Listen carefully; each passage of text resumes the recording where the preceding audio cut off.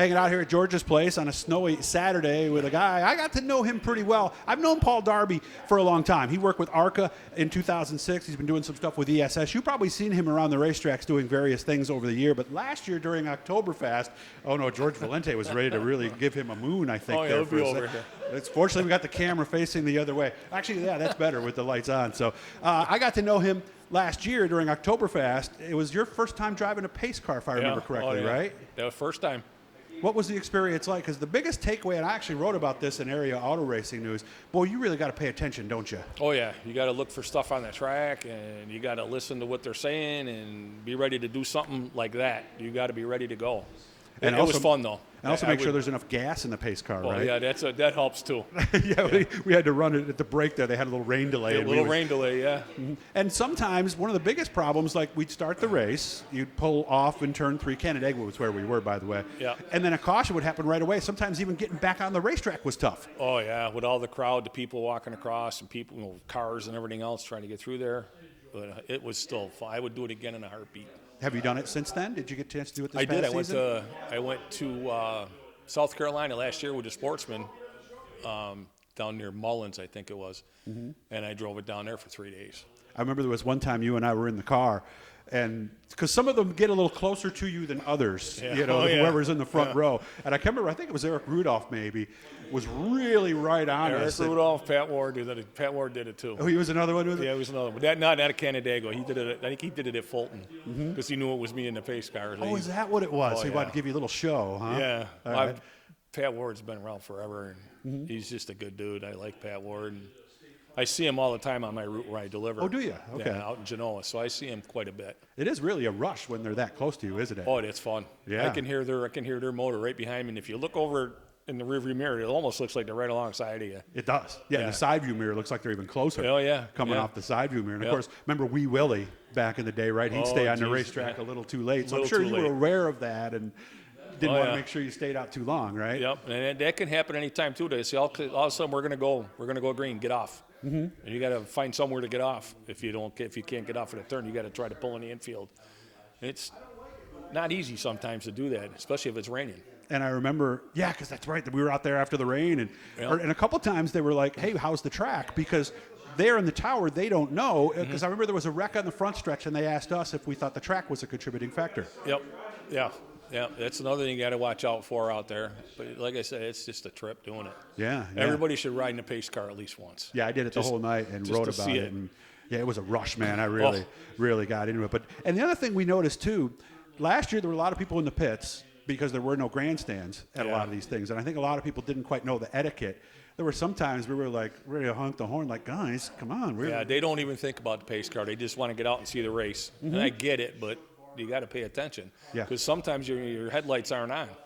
Because you got to turn them off if you're anywhere near the track, so you don't. Yeah. The drivers don't pick it up, you know.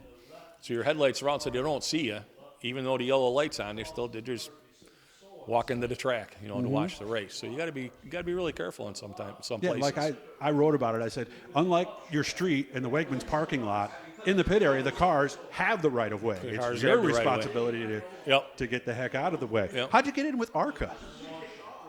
A friend of mine used to drive truck for Jack Roush, and I had met him years ago. He was on the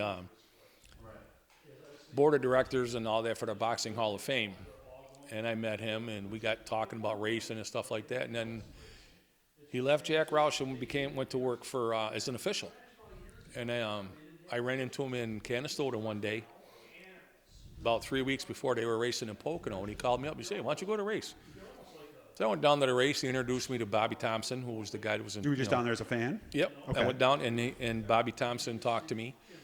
And that was the June race. And then about 2 weeks later, Bobby Thompson called and said, "Hey, we need a guy for the next race," which was in 2 weeks after that.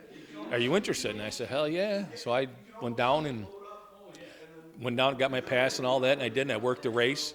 What did you do? My first job was checking air pressures.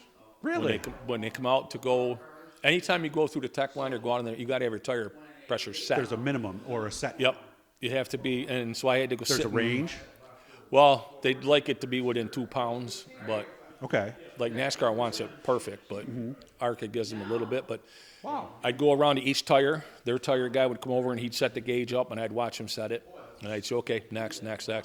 And it's not much fun, but I had fun. But then I ended up on pit road during the race, and that was fun. What were you doing on pit road? They put me with a crew or a team that wasn't a front runner all the time because it was my first time. But basically, when you see him go over the wall for a pit, I would go over the wall, make sure all the lug nuts were tight, watch the guy do all the work. I did all that stuff. That there's not too many guys Yep. over the wall. Make sure there's not too many guys over the wall. Yep. And then make sure Loose tire. you got to go over before the race and check their tires, make sure the numbers are all right and they're all labeled for what left and right and all that other stuff. Okay. And it's just a riot. Yeah, I it's would so imagine. much fun. And this was at Pocono? Pocono was my first race. Yep. So how many of these big tracks did you get to? I've done Pocono, Daytona, Michigan. All big tracks, huh? Yeah. And Pocono, for some reason, nobody wants to go to Pocono. And it's close for me, so I think that helped me get in there.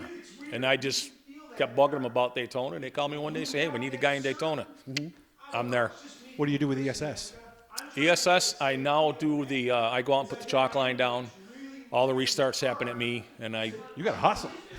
Oh, yeah, because sometimes you get the same thing. Yeah. Okay, we're going to go We're now. going green now. Get the And line I out might there, not Paul. have time to drop the line, but they all know where the line is and where it should be, so it's not too awful bad. And we don't have any bad restarts with ESS. Those guys are all, you're getting a lot of top drivers, sprint car drivers that are in the series, and they know what they're doing. Now, is it the And 2 lines? I Or just the do one. Just do Okay, one. so they have to be side by side at that line, correct? Yes, you can go. There's a little bit of leeway, and it's a judgment call between me or Chuck Miller up top or Dean when he was So doing you it. are part of that decision. Yeah, I could say, he went early. They'll say, did you think he went early? The 8 ball went early, and I'm doing that because Mike Bizzuto's here. Yeah, and they just say, they give you, it's like a judgment call, basically, like I said. Okay. And most of the time they fire just before it. Okay. You just let them go because you don't want to hold them back. Well, next time I got to ride with you again, and I'm going to bring the Oh, camera absolutely. with me next time so we can actually show everybody what it's Absolutely. like. The SU game has started, so we're going to watch that. I know All right. who Paul's rooting for. Hit the Bluey guys that'll subscribe you, and we're hoping to do one more before we head out today. Good to All right. see you again, Paul. Good. Thanks, Doug.